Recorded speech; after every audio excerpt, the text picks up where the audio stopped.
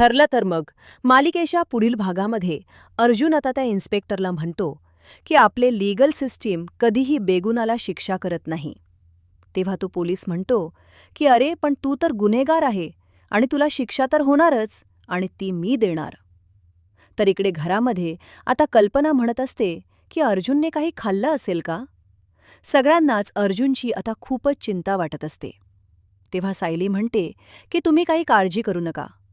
Arjun sir त्यांची केस स्वतः लढणार आहे.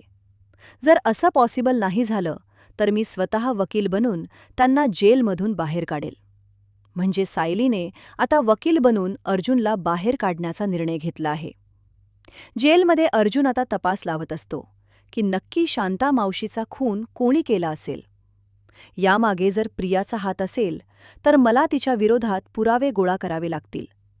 पण हे सगळं काही प्रिया एकटी करू शकत नाही. तिला कोणाची तरी साथ